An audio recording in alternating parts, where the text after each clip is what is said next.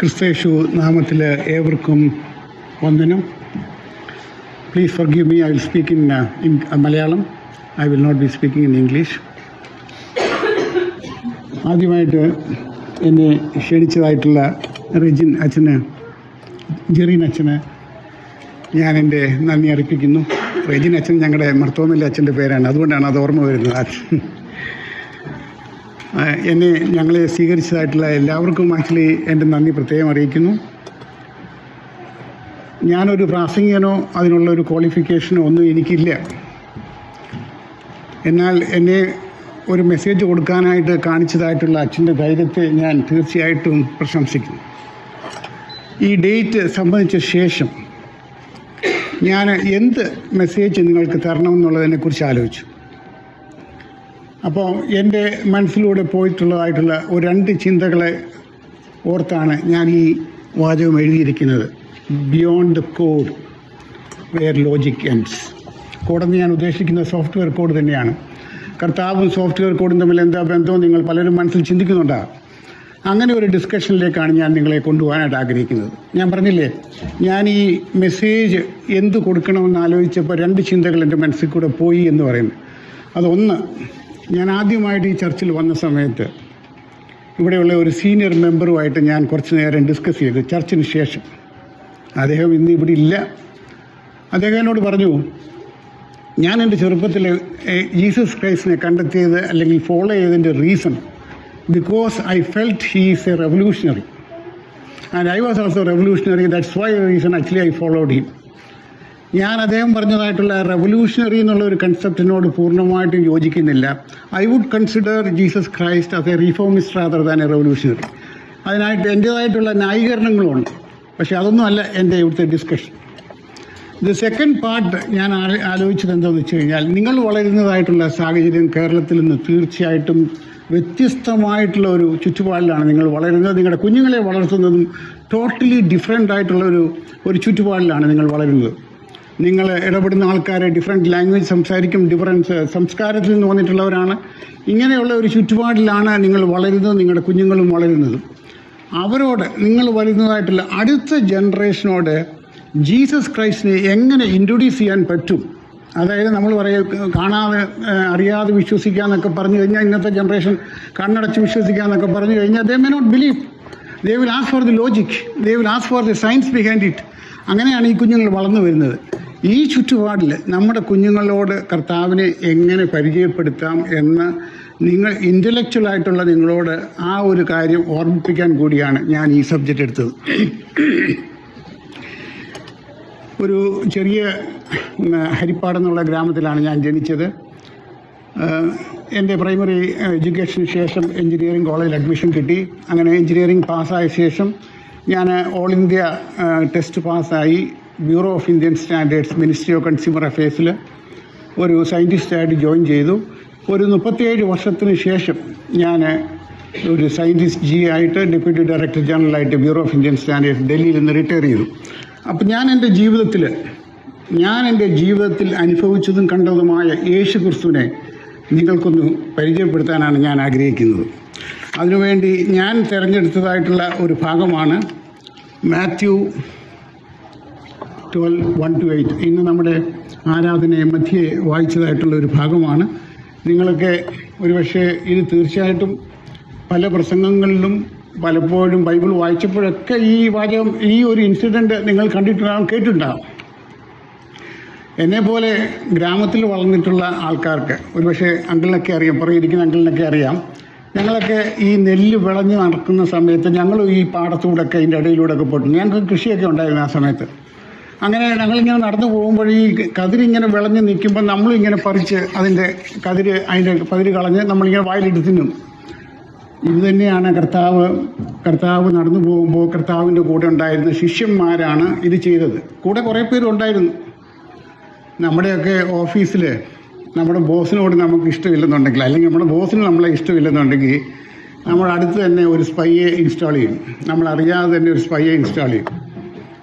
എന്തുവാ നടക്കുന്നത്, എന്ത് ചെയ്യുന്നു, എന്ത് തെറ്റാണ് നമ്മൾ ചെയ്യുന്നത് റിപ്പോർട്ട് ചെയ്യാനായിട്ടാണ് ഈ സ്പൈയെ നമ്മുടെ കൂട്ടത്തിൽ ഇൻസ്റ്റാൾ ചെയ്യുന്നത്. അങ്ങനെ തന്നെ 1-2 പേര് ഈ ജീസസിൻ്റെ അനുയായികളുടെ കൂടെ ഉണ്ടായിരുന്നു. അവരാണ് ഇമ്മീഡിയറ്റായിട്ട് ഈ പരീക്ഷന്മാരോട് ഈ വിവരം അറിയിക്കുന്നത്.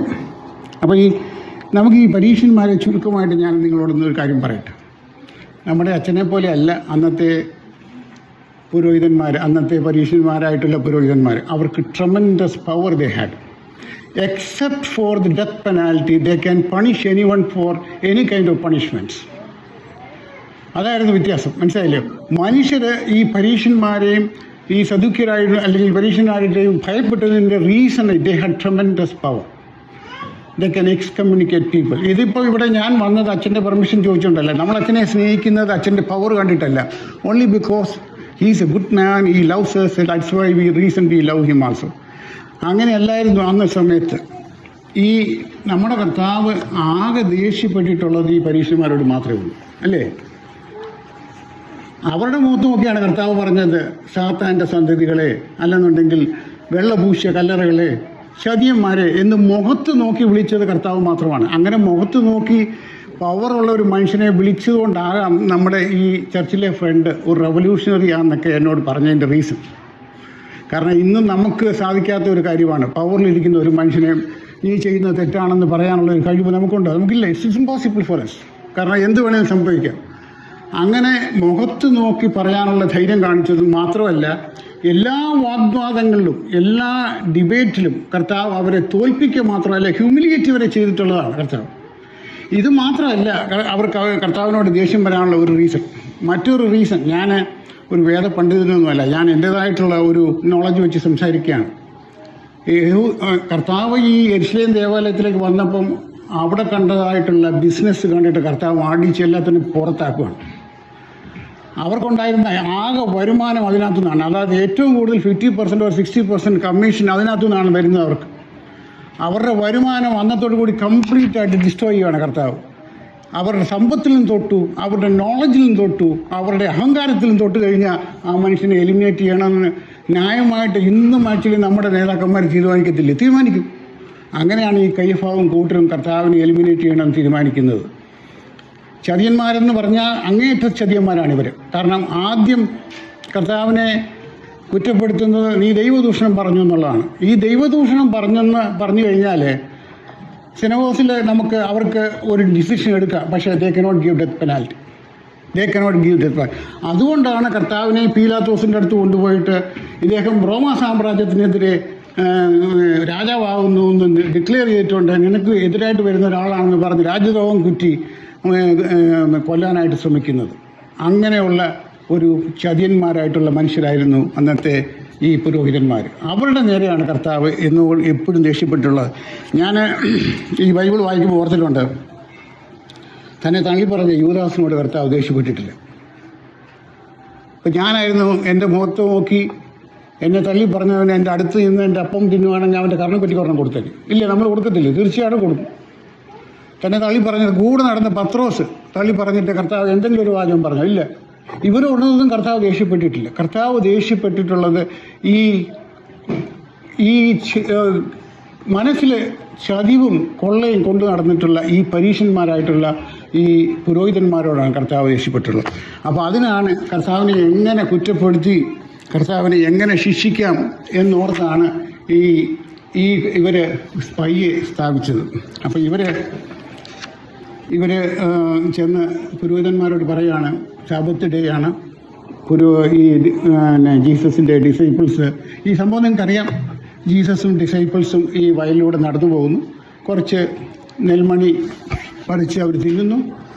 അത് സാബത്ത് ഡേ ആയിരുന്നു, അത് അവർ റിപ്പോർട്ട് ചെയ്യുന്നു. അപ്പം കർത്താവിനോട് ചോദിക്കുകയാണ്, നിനക്കറിയത്തില്ലയോ നിൻ്റെ ഈ ഡിസൈപ്പിൾസ് ഇത് തിന്നരുതെന്ന് അവരെ വിലക്കരുതാഞ്ഞോ? Why didn't you stop him? അല്ലെങ്കിൽ എന്തുകൊണ്ട് നീ അവരോട് പറഞ്ഞു കൊടുത്തില്ല, ദിസ് ഈസ് ഫോർബിഡൻ ടുഡേ എന്ന് പറയാൻ ഞാൻ എന്താണ്? അപ്പോൾ കർത്താവ് അവരോട് ദേഷ്യപ്പെട്ടൊന്നുമില്ല. കർത്താവ് ഒരേ ഒരു കാര്യം മാത്രം പറഞ്ഞോളൂ, നിനക്ക് സ്ക്രിപ്റ്റേഴ്സ് വായിച്ചാൽ അറിയാം, ഡേവിഡ് വിശുദ്ധ അപ്പം എടുത്ത് തിന്നത് അറിയത്തില്ലയോ എന്ന് ചോദിച്ചു. അത്രയും മാത്രമേ കർത്താവ് പറയുന്നുള്ളൂ. അത് കഴിഞ്ഞ് കർത്താവ് അവിടുന്ന് പോവുകയാണ്. നമ്മൾ ഈ ബൈബിൾ പഠിക്കുമ്പോൾ, പ്രത്യേകിച്ച് നിങ്ങൾ ഇൻ്റലക്ച്വലായിട്ടുള്ള നിങ്ങളെല്ലാം തീർച്ചയായിട്ടും സാധാരണ മനുഷ്യരിൽ എബോ ആവറേജ് ആയിട്ടുള്ള ആൾക്കാരാണ് ഇവിടെ ഇരിക്കുന്നതെല്ലാം, തീർച്ചയായിട്ടും. അതുകൊണ്ടാണല്ലോ നിങ്ങളിവിടെ എത്തിയത്. നിങ്ങൾ ഈ ബൈബിൾ പഠിക്കുമ്പോൾ കർത്താവിൻ്റെ റെസ്പോൺസസിനെ കുറിച്ച് പഠിക്കണം. ചില സമയത്ത് കർത്താവ് മിണ്ടാതിരുന്നു, ചില സമയത്ത് കർത്താവ് ദേഷ്യപ്പെട്ടു, ചില സമയത്ത് കർത്താവ് കോട്ട് ചെയ്തു, ചില സമയത്ത് കർത്താവ് എക്സ്പ്ലെയിൻ ചെയ്തു, ചില സമയത്ത് റൂൾസ് കറക്റ്റായിരുന്നത് കൂടി കർത്താവ് വേറൊരു ആറ്റിറ്റ്യൂഡ് എടുത്തു. ഏത് സന്ദർഭങ്ങളിലാണ് കർത്താവ് ഇങ്ങനെയൊക്കെയുള്ള ആറ്റിറ്റ്യൂഡ് എടുക്കുന്നതിനെക്കുറിച്ച് നമ്മൾ ചിന്തിക്കണം. അതാണ് ഞാൻ നിങ്ങളോട് പറയുന്നത്. നിങ്ങൾ ആ കാര്യങ്ങൾ കൂടുതലായിട്ട് മനസ്സിലാക്കുകയാണെങ്കിൽ നമുക്ക് കുട്ടികൾ കാരണം നമ്മൾ ഈ കർത്താവിനെ കുറിച്ച് പഠിക്കുമ്പോഴേ കർത്താവിൻ്റെ പരീക്ഷകൾ എന്ന് പറയുമ്പോൾ എന്താ നമ്മൾ ആലോചിക്കുന്നത് മനസ്സിൽ? കർത്താവിൻ്റെ പരീക്ഷകളെക്കുറിച്ച് പറയുമ്പോൾ ആകെ 3 പരീക്ഷകളെക്കുറിച്ചാണ് എപ്പോഴും എല്ലാ പള്ളിയിലും പറയുന്നത്. 3 പരീക്ഷകൾ, 40 ദിവസത്തെ ഉപവാസത്തിന് ശേഷം 3 പരീക്ഷകളെക്കുറിച്ച് പറയും. പക്ഷേ കർത്താവിനെ നേരിട്ടത് ഈ പരീക്ഷകളല്ല. മെയിനായിട്ട് കർത്താവ് നേരിട്ടതെല്ലാം മനുഷ്യരിൽ നിന്നുള്ള പരീക്ഷകളാണ് ഏറ്റവും കൂടുതൽ. ചുറ്റും നടന്നവർ കർത്താവിനെ പരീക്ഷിച്ചു, അറിയാവുന്ന സ്ക്രിപ്റ്റേഴ്സ് അറിയാവുന്നവർ കർത്താവിനെ വന്ന് ചോദ്യങ്ങൾ ചോദിച്ച് പരീക്ഷിച്ചു. പലയിടത്തും നിങ്ങൾ ഈ വായിക്കുമ്പോൾ ശ്രദ്ധിച്ചോണം, കർത്താവ് ഏറ്റവും കൂടുതൽ പരീക്ഷകൾ നേരിട്ടത് മനുഷ്യരിൽ നിന്നാണ് നേരിട്ടത്. ആ സന്ദർഭങ്ങൾ നിങ്ങൾ മനസ്സിലാക്കുകയാണെന്നുണ്ടെങ്കിൽ, എങ്ങനെയാണ് കർത്താവ് റെസ്പോണ്ട് ചെയ്തതെന്ന് മനസ്സിലാക്കുകയാണെങ്കിൽ, എങ്ങനെയാണ് കർത്താവ് റിപ്ലൈ ചെയ്തതെന്ന് മനസ്സിലാക്കുകയാണെങ്കിൽ, എങ്ങനെയാണ് എന്ത് ലോജിക്കാണ് കർത്താവ് അപ്ലൈ ചെയ്യുന്ന മനസ്സിലാക്കുകയാണെങ്കിൽ ഇന്നത്തെ തലമുറയ്ക്ക് നമുക്ക് കർത്താവിനെ പരിചയപ്പെടുത്താൻ വളരെ ഈസിയാണ്. കാരണം ഇന്നും ഞാൻ എൻ്റെ ജീവിതത്തിൽ കണ്ടതായിട്ടുള്ള പരീക്ഷകൾക്ക് സമാനമായ പരീക്ഷകളാണ് കർത്താവ് തൻ്റെ ജീവിതത്തിൽ മറ്റുള്ള മനുഷ്യരിൽ നിന്ന് കർത്താവ് അനുഭവിച്ചത്. അതുതന്നെയായിരിക്കും നിങ്ങളുടെ ജീവിതത്തിൽ നിങ്ങൾ ചെയ്യുന്ന സ്ഥാപനങ്ങളിലും ജോലികളിലും നിങ്ങൾ അനുഭവിക്കുന്നതായിട്ടുള്ള പരീക്ഷകളൊക്കെ ഈ പരീക്ഷകളുടെ ഈക്വലൻ്റ് പരീക്ഷകളായിരിക്കും. തീർച്ചയായിട്ടും നിങ്ങൾക്ക് കാണാൻ സാധിക്കും. അവിടെ എന്ത് റെസ്പോൺസ് എടുക്കണം, എവിടെ മിണ്ടാതിരിക്കണം, എപ്പോൾ നമ്മൾ ദേഷ്യപ്പെടണം, ഇതെല്ലാം ബൈബിളിൽ നിന്ന് തന്നെ നമുക്ക് പഠിക്കുവാൻ സാധിക്കും. അതാണ് ഞാൻ ആക്ച്വലി നിങ്ങളോടൊരു കാര്യം പ്രത്യേകമായിട്ട് പറയാനായിട്ട് സാധിക്കുന്നത്. നമുക്ക് നമ്മുടെ വാചകത്തിലേക്ക് തന്നെ തിരിച്ചു വരാം. എന്തുകൊണ്ടാണ് കർത്താവ് അവരെ ഒബ്ജക്റ്റ് ചെയ്തില്ല? Why didn't he object to this? കർത്താവിന് അറിയത്തില്ലയോ ശാബത്തിൽ ഇതെടുത്ത് കഴിക്കരുതെന്ന്, അല്ലെങ്കിൽ ജോലിയൊന്നും ചെയ്തെന്നുള്ള മോസസിൻ്റെ റൂള് ഇത് ഫോർബിഡൻ ആണെന്ന് കർത്താവിന് അറിയത്തില്ലയോ? He knows it, he is quoting that actually there. കർത്താവിന് അറിയാമായിരുന്നു. പക്ഷേ എന്തുകൊണ്ടാണ് എന്തുകൊണ്ടാണ് അവരെ ഒബ്ജക്റ്റ് ചെയ്യാതിരുന്നത്? എന്തുകൊണ്ടാണ് നമ്മൾ ചിന്തിക്കണം. എന്ത് വികാരമാണ് കർത്താവിലൂടെ പോയത്? എന്തുകൊണ്ടാണ് കർത്താവ് ആക്ച്വലി അവരെ സ്റ്റോപ്പ് ചെയ്യാതിരുന്നത്? ഇത് കുറച്ചുകൂടെ മനസ്സിലാക്കണമെന്നുണ്ടെങ്കിൽ ഒരു സംഭവം കൂടെ ഞാൻ നിങ്ങളോട് പറയാം. 1-2 സംഭവങ്ങൾ പറയാം. എരിഹോവിൽ നിന്ന് ജെറുസലേമിൽ കർത്താവ് വരികയാണ്. ഭയങ്കര ആരവത്തോടു കൂടി ചുറ്റും ആൾക്കാരോട് ചേർന്ന് ഭയങ്കര ശബ്ദത്തോടുകൂടി കർത്താവ് വരുവാണ്. വഴിയരികിൽ ഒരു ബർത്തിമോ എന്ന് പറഞ്ഞൊരു ബ്ലൈൻഡ് ആയിട്ടുള്ളൊരു മനുഷ്യൻ ഇരിപ്പുണ്ട്. കർത്താവിനെ അവൻ കണ്ടിട്ടില്ല. കർത്താവിനെ ഇതുവരെ അവൻ കണ്ടിട്ടേ ഇല്ല. പക്ഷേ കർത്താവിന് ഇങ്ങനെയുള്ള ചില സിദ്ധികൾ ഉണ്ടെന്ന് മനുഷ്യർ പറഞ്ഞ് കേൾവി അവനുണ്ട്. അപ്പോൾ ഈ ശബ്ദം കൂടി അടുത്ത് വരുമ്പോൾ നമുക്കൊരു മനസ്സിലാക്കാൻ, ഒരു ബ്ലൈൻഡ് ആയിട്ടുള്ള ഒരു മനുഷ്യൻ എങ്ങനെയാണ് മനസ്സിലാക്കുന്നത്? കർത്താവ് അടുത്തോട്ട് വരുന്നതെന്ന് പറയുമ്പോൾ he understands from the loudness or actually the sound. കർത്താവ് അടുത്തേക്ക് നടന്നു വരുന്നു, ശബ്ദം കൂടി വരുന്നു. അപ്പോൾ അവൻ വിളിച്ചു കരയുകയാണ്, ദാവീദ് പുത്ര എന്നോട് കരുണ തോന്നണമേ എന്ന്. അങ്ങനെ അവൻ വിളിച്ചു കൂകുമ്പോഴേ ചുറ്റും നിന്നവരെന്താ പറഞ്ഞെന്നറിയോ? Stop, don't make noise. അങ്ങനെയാണ് പറഞ്ഞത്. അങ്ങനെ പറഞ്ഞതായിട്ടുള്ള മനുഷ്യരുടെ അടുത്ത് കർത്താവ് അവൻ്റെ അടുത്ത് വന്നപ്പോൾ ഹീ സ്റ്റോപ്പ് ദെയർ. എന്നിട്ട് കർത്താവ് അവനോട് ചോദിക്കുകയാണ്, നിനക്ക് എന്താ ആവശ്യം? അപ്പോൾ അവൻ പറയുകയാണ്, എനിക്കെൻ്റെ കാഴ്ച ലഭിക്കണം. കർത്താവിനെ കണ്ടിട്ടില്ല. കർത്താവ് അവന് കാഴ്ച കൊടുക്കുന്നു. പക്ഷെ കാഴ്ച കൊടുത്താലും അവനറിയത്തില്ല ആരാ കാഴ്ച കൊടുക്കുന്നുള്ളത്. കാരണം അതേപോലെ താടി വളർത്തിയതും അതേപോലെ ഡ്രസ്സ് ഇട്ടവരായിരിക്കും അന്ന് കൂടെ നിന്നവരെല്ലാം. പക്ഷേ അന്നത്തെ സിസ്റ്റം അനുസരിച്ചിട്ട് അവനെ ആ ചർച്ചിൽ അക്സെപ്റ്റ് ചെയ്യണമെന്നുണ്ടെങ്കിൽ he has to go there to the church and prove in front of the Pharisees or the priest that I am not blind again. അവനവിടെ ചെന്ന് ഞാൻ ബ്ലൈൻഡ് അല്ലെന്ന് പറഞ്ഞു കഴിഞ്ഞപ്പോൾ അവർക്കത് വിശ്വസിക്കാൻ പറ്റിയില്ല. കാരണം കർത്താവ് അങ്ങനെ ഒരു അതിശയം ചെയ്തു എന്ന് വിശ്വസിച്ചത് ദൈവത്തിൻ്റെ പുത്രനാണെന്ന് വിശ്വസിക്കാൻ അവർക്ക് താല്പര്യമില്ല. അപ്പോൾ അവർ പലരെയും ക്വസ്റ്റ്യൻ ചെയ്യുകയാണ്. ആ കൂട്ടത്തിൽ ഈ ഭൃത്യമ്മയുടെ പേരൻസിനെയും വിളിച്ച് ക്വസ്റ്റ്യൻ ചെയ്യുന്നുണ്ട്. അവർ ഒരു ഒഴുക്കത്തിൽ ഒരു ആൻസർ അവിടെ പറയുന്നത്. പക്ഷെ അവനോട് അവസാനം ചോദിക്കുന്നു, നീ പറ, ഹൂ ഹീൽഡ് യു എന്ന് അവനോട് ചോദിക്കുമ്പോൾ അവൻ പറയുന്നതായിട്ടൊരു സെൻറ്റൻസ് ഉണ്ട്. ഞാൻ ജീവിതത്തിൽ പല പ്രാവശ്യം പറഞ്ഞതായിട്ടുള്ള ഒരു സെൻറ്റൻസാണ്. I know one thing, I was blind but now I see. നമ്മുടെ ജീവിതത്തിൽ നമ്മളിങ്ങനെ കടന്നു പോകുമ്പോൾ, പല പരീക്ഷകളിലൂടെ കടന്നു പോകുമ്പോൾ, പരീക്ഷകളുണ്ടെന്ന് കർത്താവ് തീർച്ചയായിട്ടും പറഞ്ഞിട്ടുണ്ട്. നമ്മൾ കർത്താവിനെ കൂടുതലായിട്ട് മനസ്സിലാക്കുമ്പോൾ, ഓരോ പ്രാവശ്യം നമ്മുടെ കണ്ണുകൾ തുറക്കുമ്പോൾ നമ്മൾ അറിയാതെ പറഞ്ഞു പോകുന്നതായിട്ടുള്ളൊരു സെൻറ്റൻസാണ് ബർത്തിമോയ എന്ന് പറഞ്ഞത്. I know one thing, I was blind but now I see. അത് ഒരു പ്രാവശ്യം നമ്മളല്ല പറയുന്നത്, പല പ്രാവശ്യം നമ്മുടെ ജീവിതത്തിൽ ഇങ്ങനെ കണ്ണുകൾ തുറക്കും. അപ്പോഴൊക്കെ നമ്മൾ പറയും. അപ്പോൾ ഈ ബർത്തിമോയയുടെ അടുത്ത് കർത്താവ് നിൽക്കാനുള്ള സാധ്യത എന്താ കാരണം? എന്തുകൊണ്ടാണ് കർത്താവ് അവിടെ നിന്നത്? കമ്പാഷൻ. ഈ കമ്പാഷൻ എന്ന് പറയുന്ന ഒരു വികാരം മറ്റുള്ള എല്ലാ വികാരങ്ങളിൽ നിന്നും മറ്റുള്ള ജീവികളിൽ നിന്നും ഒക്കെ വ്യത്യാസമായിട്ടുള്ള ഒരു വികാരമാണ്. മറ്റുള്ള മാനിമൽസിനോ അല്ലെങ്കിൽ മറ്റുള്ള ഒരു ജീവിക്കും ഇല്ലാത്ത ഒരു വികാരമാണ് കമ്പാഷൻ. അവിടെയാണ് ആർട്ടിഫിഷ്യൽ ഇൻ്റലിജൻസ് ഫെയിലാവുന്നത്. അതുകൊണ്ടാണ് ഞാൻ പറഞ്ഞത് beyond the code where logic ends. കാരണം ഈ ഒരു വികാരം ആക്ച്വലി ദൈവികമായിട്ടുള്ളൊരു വികാരമാണ്. അപ്പോഴപ്പോൾ ഇതിനൊരു റൂൾസോ റെഗുലേഷൻസ് ഒന്നുമില്ല. നമുക്ക് ഈ സമയത്ത് ഇത് കമ്പാഷൻ ഉണ്ടാകണം അല്ലെങ്കിൽ ഇങ്ങനെയാണ് കമ്പാഷൻ ഉണ്ടാകുന്ന ഒരു ആൾക്കും പറഞ്ഞു കൊടുക്കാൻ പറ്റില്ല. It happens as it is. ഇതൊരു ദൈവികമായിട്ടുള്ള ഒരു സിദ്ധിയാണ്. അതാണ് കർത്താവ് ബർത്തിമോയുടെ കേസിൽ മാത്രമല്ല, പല ഉദാഹരണങ്ങളുണ്ട്. അതായത് ആ സ്ത്രീയെ പ്രോസ്റ്റിറ്റ്യൂട്ടായിട്ടുള്ള ഒരു സ്ത്രീയെ പിടിച്ചപ്പോഴും കർത്താവ് അവിടെ നിന്ന് പറഞ്ഞതായിട്ടുള്ള റൂൾസ് അനുസരിച്ച് കറക്റ്റാണ്. You can kill him by stoning here. Rules അനുസരിച്ചിട്ട് ഇവിടെയും കറക്റ്റാണ്. As per the rules actually it's correct. But the rules should not be applied as it is. Rules should be applied with compassion. That's what Jesus teaches us. അതാണ് difference. ഈ കർത്താവ് നമ്മളോട് ഈ പറയുന്നതായിട്ടുള്ള ഈ കാര്യമാണ് ഞാൻ നിങ്ങളോട് പറയാനായിട്ട് ശ്രമിച്ചത്.